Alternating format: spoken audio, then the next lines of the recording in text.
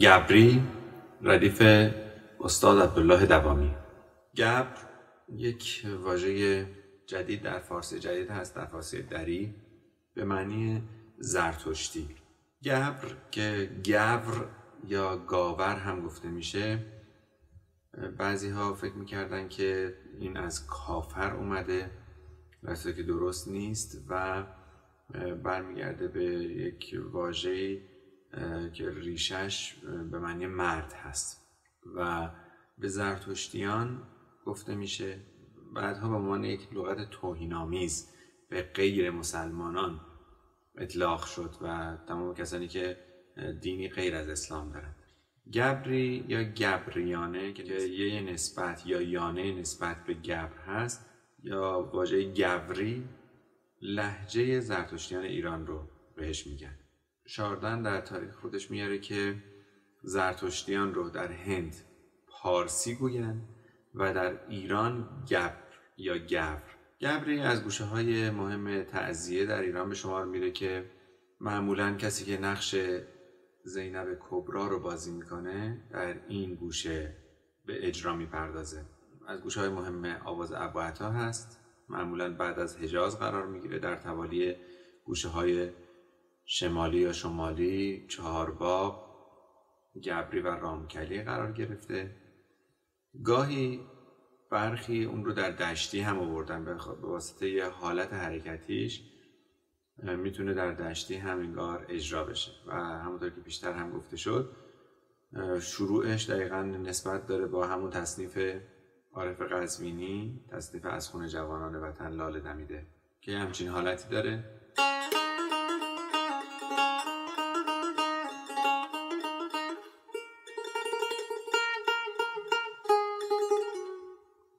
فقط این نوت متغیر ر رو درش نداریم.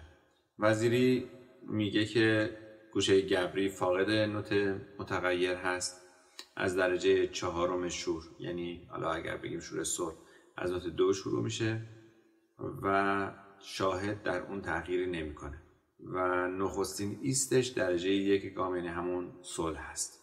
بعد میره به سمت 5 گام، یعنی نوت ر، و بعد با تحریرهای ویژه‌ای برمیگرده به درجه 1 شور، یعنی همون صلح. گبری دارای حالتی است که بعضی گوشه‌های دیگر رو میتونیم با حالت اون بنوازیم. با عنوان نمونه مثلا در بعضی از ردیف‌ها زابل گبری داریم.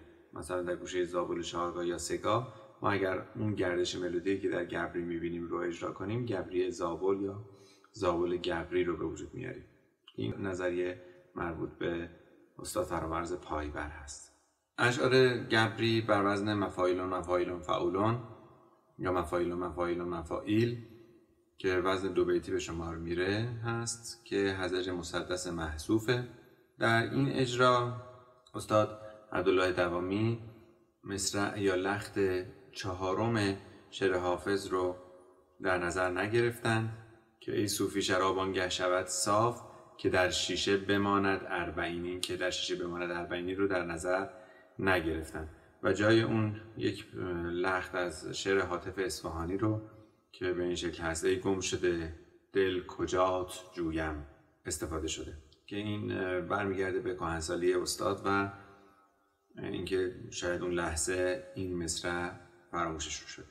دانگ‌هایی که در این قطعه استفاده شدن دانگ ر میکرون فا سل، دانگ شور هست، دانگ شور سل لا کرون سی بمول 2 و دانگ دشتی 2 ر می بمول فا. مایه نما سی بمول می بمول لا کرون، کوک ستار 2 سل 2، سیم اول برابر با ای بمول یا جی دیز در تیونر کوک شده. فا سل سل سل سفا ر ر دو ر می فا ر می رم رم دو دور ر دور دور سی سی دو سی سی لا لاس لا سول سی دو ر دور دور سی سی دو ر دور دور سی سی دو ر دور دور سی سی دو ر دور رم ر دور سی لاس لا سی دو دو دو سی سی لا لاس لا سول سی سی لاس لا سول لا سول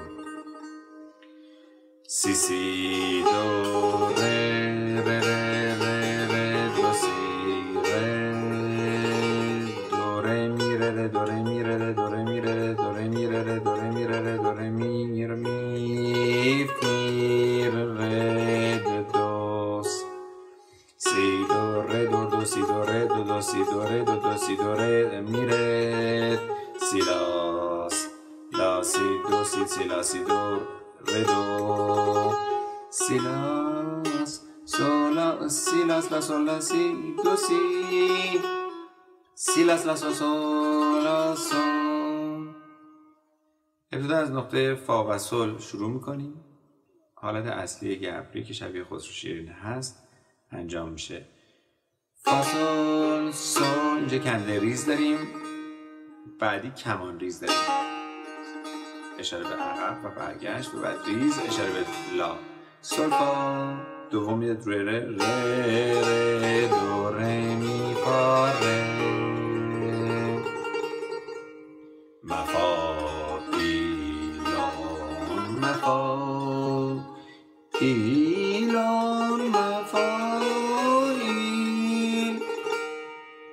بعد با تحریرهای عدل که یک به یک میان پایین حالت نشیب دارن ادامه میدیم. می رم رم دو دور ره دور دو سی همین راست چپ راست چپ ریز دو سی سی لاس لاسون گوشت اول میاد رو سی سی دو ره دور دور سی سی باز تحریر عرض هست راست چپ ریز که این تحریر رو در خسرو شیرین هم دیدیم. دو ره دور دور سی سی دو ره دور دور سی سی یک میاد رو دو دو ره دور رم رد دور دوم میاد رو سی سی لاس اشاره سل به سیم زرد. اینو در خسرو شیرین بود مشابه.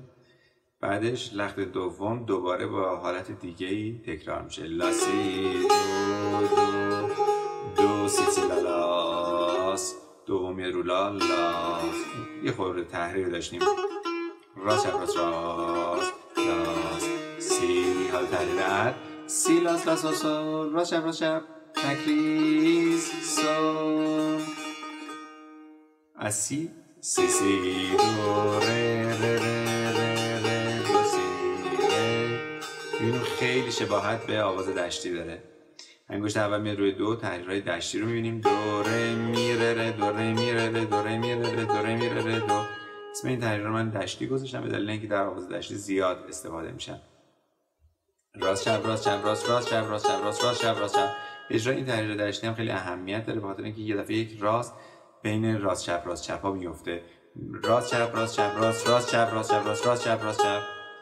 بعدش انگشت اول میاد رو ره میر می می ره دوست دو یک دو یک میایم عقب چون همشون اشاره دارن. سی دو ره دو دو سی دو ره دو دو سی. تحریر دشتی کوتاه‌تر یه پله عقب‌تر اجرا شد. انگشت اول میاد رو دو دو ره میره سی لا سو لا سی دو سی سی لا لا سی دوس راست راست راست چپ راست چپ راست راست ره دو سی لاس رو سول سیم زرد. بعدش سولا سی لاس لا سول راست چپ انگشت اول میاد رو لا لا سیل دو سی سی لاس لا سول سولا سول راست چپ ریز تک. که تحریر عرض بودن اینا. شنیدم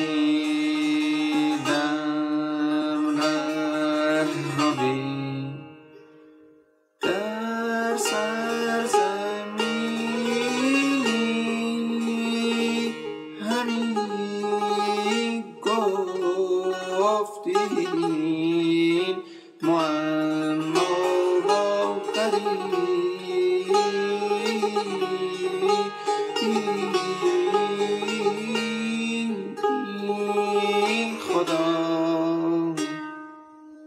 همین گفتین معما با